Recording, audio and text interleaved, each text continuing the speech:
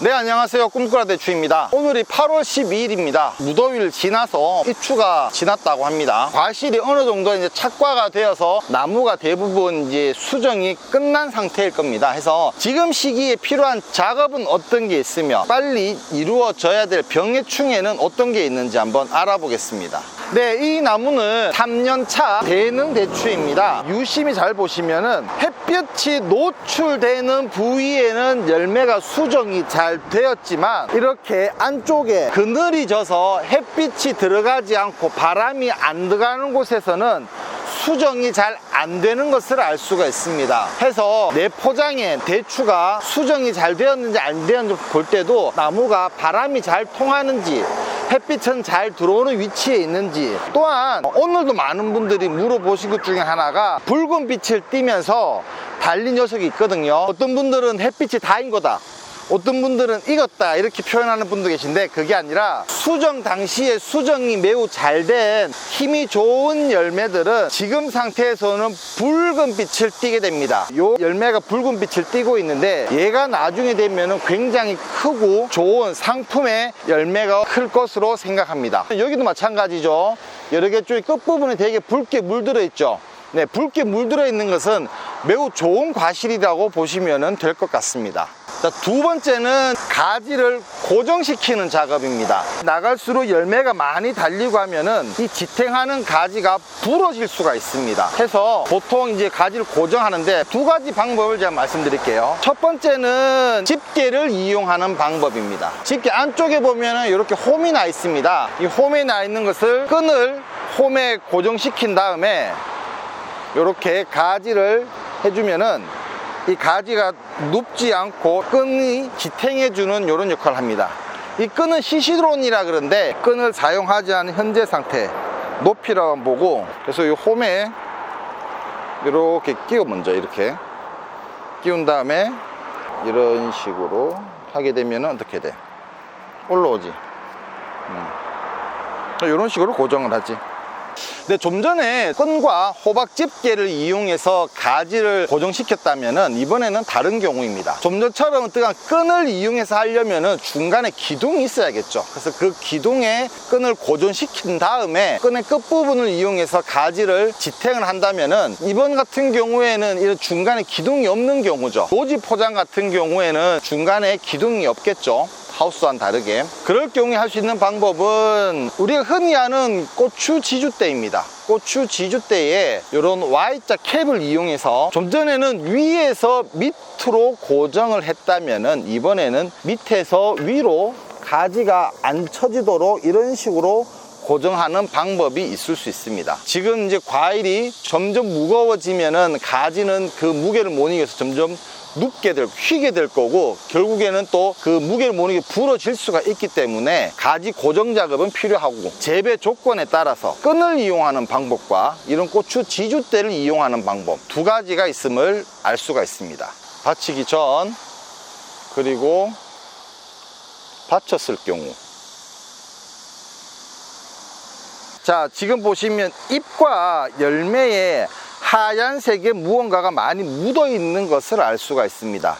이것은 농약이 아니고 탄산칼슘이라는 것입니다. 탄산칼슘은 칼슘이지만 과일을 단단하게 해준 칼슘 역할이 아니라, 지금 8월달 굉장히 뜨거웠지 않습니까? 그래서 탄산칼슘을 치게 되면은 이 하얗게 약한 흔적이 많이 남습니다. 해서 뜨거운 햇빛에 데이지 않도록, 열상을 입지 않도록 하기 위해서 탄산칼슘이라는 것을 살포를 했고, 햇빛에 데이는 열상을 입는 과실이 줄어들게 됩니다.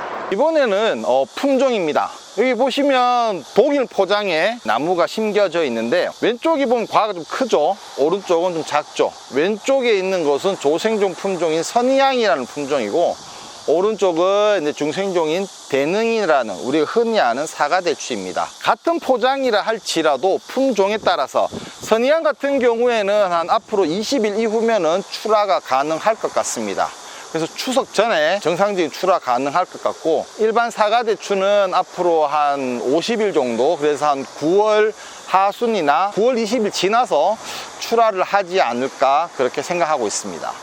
네, 이번에는 실내에 왔습니다. 지난주 8월 8일까지 엄청난 폭염이었습니다. 그러다가 8월 9일부터 온도가 급격히 좀 떨어졌죠. 아침에 선선하고 낮에는 견딜만 합니다. 근데 문제는 오늘이 12일 괜찮습니다. 날씨 좀 선선하고 괜찮은데 14일 날 전국적으로 비가 잡혀 있습니다. 폭염이 계속 오랫동안 되면 병이 없어요. 벌레는 좀 나올지라도 병이 없는데 이 온도가 떨어지고 그 상태에서 비를 맞게 되면 나무는 세력을 잃게 됩니다. 그 상태에서는 병이 달라질 수가 있는데 지금 달라드는 병을 방제를 못하면 좀 심각해진 경우가 있기 때문에 급하게 영상을 켜게 되었습니다. 우선 지금 시기에 제일 먼저 신경 써야 될 것은 녹병이라는 병이 있습니다. 대추에는 평상시에는 안 나타납니다. 7월 달에도 안 나타나요. 장마기에는 안 나타나지만 지금 8월달 열매가 수정이 되고 또 그 열매가 어느 정도 커지는 이 시기에 비가 오게 되면 녹병이 오게 됩니다. 잠복기가 있는 게 아니라 감염이 되면 바로 증상이 나타나는데 그 증상 중에 하나가 뭐냐면 잎을 떨어뜨려 버립니다. 나무에 보면 열매가 달려있죠. 근데 그 잎이 하나도 없다고 생각해 보세요. 그러면 그 열매가 양분을 공급을 못 받아서 익지를 못하고 결과적으로 한 해 농사가 힘들게 되죠. 근데 이 녹병이라는 녀석은 약을 묻기만 해도 방제가 됩니다. 즉 꼼꼼하게 방제를 해주셔야 됩니다. 녹병약을 따로 구매를 못 하신다면 탄저병약 중에 녹병이 되는 약들이 많아요. 그래서 첫 번째 신경 쓸 것은 녹병입니다. 녹병을 반드시 방제를 해주셔야 되고 14일 날 전국적으로 비가 오기 때문에 하우스는 덜 하겠지만 노지 포장에서는 그 전 오늘과 내일 12일과 13일 상간에 반드시 녹병약 또는 탄저병약을 살포해 주시기를 강력하게 권장드리고 싶습니다. 자, 그러면 갖고 계신 약 중에서 녹병에 효과가 없는 약부터 정리하면 더 빠를 것 같습니다. 제 앞에 5개의 약이 있습니다. 이 모두는 제가 유튜브 상에 채널 상에 항상 말씀드렸던 잿빛 곰팡이 전문약입니다. 6월 달에 꽃이 피고 이럴 때 많이 강조했죠. 이 곰팡이 약들은 녹병과 아무런 상관이 없습니다. 약을 치다가 이 곰팡이 약이 남았다면 녹병과는 상관이 없기 때문에 이 약은 다 빼주셔야 됩니다. 곰팡이 약이 남아있는 내년에 쓰시면 되니까 지금 오늘과 내일 녹병 방지를 위해서는 이 약은 살포를 피해주세요.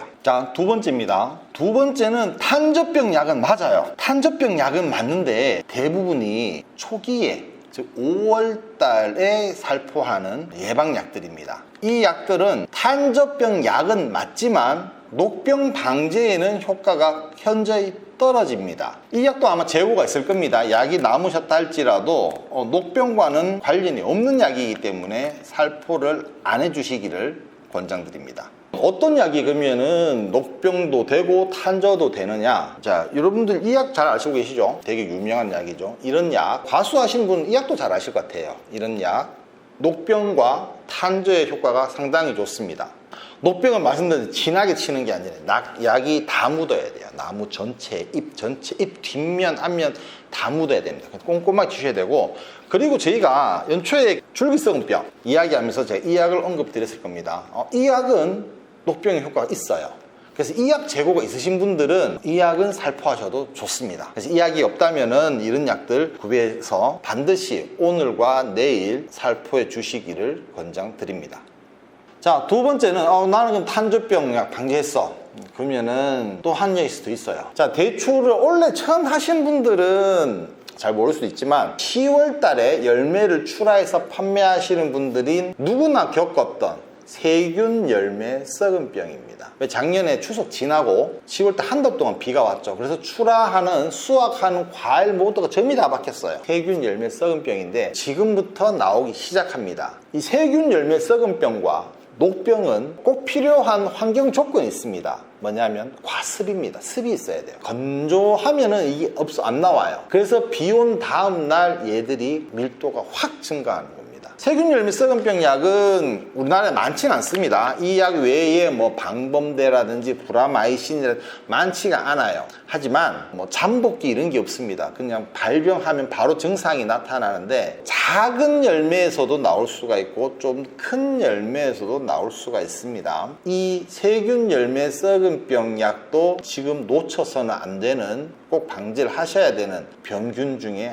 하나입니다. 그러면 이 두 개가 다 혼용이 되느냐? 이건 제가 잘 모르겠습니다. 두 개 혼용 여부는 제가 말씀드릴 수가 없습니다. 구매하러 가셔서 탄저병, 녹병, 뭐 예를 들어 세균 열매 썩은병 이 다 되는 약을 구매를 하셔도 좋고, 아니면 나는 이 약을 쳤어 그러면 탄저병 약만, 탄저병 약이나 녹병 약을 쳤어 그러면은 세균 열매 썩은병 약을 꼭 오늘과 내일 발포하시기를 권장드립니다.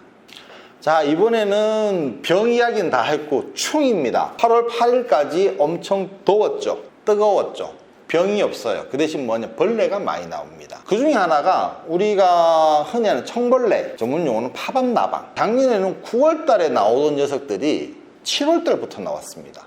그래서 얘들이 방제가 잘 안 되지만 많이 나오고 있어요. 문의하신 대부분의 증상들이 파밤나방이에요. 즉 뭐냐, 잎을 갉아먹었다라든지 잎이 하얀색의 뭔가가 보이고 약간 갉아먹은 흔적이 있으면 대부분 파밤나방 쪽일 겁니다. 지금은 뭐 노린재도 있습니다. 그리고 매미도 있어요. 하지만 개들이 지금 열매에 가해하는 것은 좀 극히 드뭅니다. 하지만 얘들은 열매와 잎 동시에 가해하기 때문에 파밤나방 약도 같이 살포하시기를 권장드립니다. 병했고 충했고 그 다음 나오는 게 영양결핍입니다. 폭염과 다 연관이 있어요. 폭염 때문에 벌레가 갑자기 올라오고, 또 폭염되었다가 온도 떨어지고 비가 오면서 균이 갑자기 많아졌고, 그리고 폭염으로 인해서 나무도 힘들었죠. 더워서 힘들었기 때문에 가장 부족한 게 뭐냐면은 칼슘입니다. 칼슘 부족 증상에 관련되어 있는 대추를 따왔습니다. 증상이 균이 돼요. 이렇게 우리가 열매가 달리죠. 대추가 이런 식으로 달리죠. 꼭지에서 멀어지는 이 배꼽 부분부터 썩어서 들어갑니다. 지금 증상이 보면 이렇게 무엇과 비슷하냐면 고추 그 꼭지 끝부분부터 생기는 칼슘 결핍 증상 아실 거예요. 모르신 분은 탄저라고도 볼 수 있는데 탄저 아니죠. 칼슘 결핍 증상이 현재 대추와 똑같이 나타나고 있습니다. 즉 뭐냐면은 지금 칼슘이 굉장히 없어요, 대추에. 근데 관은 커지고 있죠. 그러다 보니까 이런 부족 증상이 나타나고, 고추 하시는 분도 그렇다고 해서 칼슘 약을 안 치시는 거 아니에요. 대추도 안 친 거 아닙니다. 쳤어요. 하지만 증상이 나타납니다. 즉 뭐냐, 나는 살포를 했지만 나무가 흡수를 못했다라는 겁니다. 필요한 양만큼 나무가 확보를 못했기 때문에 이 증상이 나타나는 겁니다. 지금 나무에 많은 영양제도 뭐 주고 계시죠. 인산가리 또는 아미노산 많이 주시지만 꼭 빠져서는 안 되는 게 칼슘입니다. 이런 거는 하우스에서 많이 나오죠. 노지에서 많이 나오지 않습니다. 하우스 내의 과실 중에 일부분에서는 칼슘 부족 증상이 나오기 때문에 좀 전에 제가 알려드렸던 약들과 영양제는 반드시 칼슘약이 들어가기를 권장드립니다. 자, 정리해 보겠습니다. 14일날 전국적으로 비가 오고 그 비로 인해서 다양한 균으로 인한 피해가 예상이 되기 때문에 첫 번째, 녹병 전문약은 이 세 가지 중에 한 가지를 선택하셔라, 아니면 녹병 전문약을 선택하셔라. 살균제는 분홍색입니다. 두 번째, 지금 다양한 노린재도 가해하고 매미도 나오지만 현재 파밤나방이라는 애벌레로 인한 피해가 증가하기 때문에 나방 전문약을 살충제로 선택을 하셔라. 이 외에 나방 전문약, 폭염으로 인한 나무 내에 칼슘이 부족하기 때문에 칼슘 관련되어 있는 영양제를 구비해서 선택하셨으면 좋겠습니다. 이거 다 섞는 거 아니에요. 어떤 분 처음에 이걸 다 섞으면 돼요라는 그게 아니라 녹병 관련되어 있는 약 중 하나, 파밤나방, 나방 종류에 관련되어 있는 약 하나, 그리고 영양제는 칼슘과 관련되어 있는 영양제 하나. 그래서 이 세 가지를 구비하셔서 살포하시면 어떨까 싶습니다. 자, 이번에는 생리장애 쪽입니다. 자, 원래 어마어마한 폭염이 있었습니다. 그래서 열매도 폭염의 피해를 입었습니다. 그 대표적인 게 뭐냐면 열상이라 그래서 햇빛에 데이는 겁니다. 여기 보면 햇빛에 대해서 검게 변하죠. 대추가 익을 시점이 아닌데 햇빛이 보이는 쪽에 갑자기 붉게 익고 있다. 그 부분이 검게 변했다면 병이 아니라 열상, 햇빛에 데인 거라고 보시면 될 것 같아요. 노지 포장에서 그 탄산칼슘이라든지 이런 게 하얀색 채워주는 이유가 이런 증상을 방지하기 위해서 이렇게 살포를 했습니다. 혹여나 내 포장 내에서 상단부, 하늘과 맞닿은 부분에서 이런 게 많다면 병이 아니라 열상, 햇빛에 데인 거라고 보시면 될 것 같습니다. 두 번째 생리장애는 열과입니다. 보시면 대추가 갈라졌어요. 터졌어요. 여기 보면 터졌고요. 이렇게 터지는 증상이 이번 비가 그치고 나면 다음날 발생할 수가 있습니다. 단순하게 이렇게 대추가 갈라져 터졌는데 이렇게 되면 이 안에 균이 침입을 하겠죠. 벌레가 가해를 하겠죠. 내가 물을 꾸준하게 주셨다면 상관이 없지만 내 포장 내에서 물을 꾸준하게 준 적이 없다, 내가 좀 놓쳤다 이러면은 오늘과 내일 비가 오기 전에 나무에 물을 좀 주시면은, 나무 입장에서는 갈증을 많이 느끼면 물을 많이 먹지만 갈증이 어느 정도 해소가 되면 물을 적게 흡수하거든요. 그래서 이런 같은 경우에는 열과라고 하며 이 원인은 기존에 나무 내에 수분 공급이 부족한 상태에서 갑자기 많은 물이 공급이 되게 되면 이런 증상이 나타날 수가 있기 때문에 포장에 물이 좀 부족했다면 지금이라도 물을 충분히 주시면 어떨까 싶습니다. 자, 오늘은 좀 많은 걸 했습니다. 극한 폭염이 지나고 날씨가 선선해지는 시점에서 비가 이제 잡혀 있습니다. 이때가 어떻게 보면은 제 입장에서는 활동하기 편하다고 좋을 수도 있지만 나무도 좋은 건 맞아요. 하지만 세균 열매썩은병, 녹병 이런 균들이 침투할 가능성이 매우 높기 때문에 철저히 방지해 주셔서 이제 한 달 정도 남은 것 같습니다. 또 보니까 지난주부터 대추가 출하도 되고 있어요. 즉 이제 조생주부터 출하가 되기 때문에 이제 다 온 것 같습니다. 정말로 열심히 왔으니까 마지막 곱인 것 같아요. 슬기롭게 헤쳐나가셔서 원래 다 수확 이루시고 대박 나시기를 기원하겠습니다. 이상 꿈꾸라 대추였습니다. 감사합니다.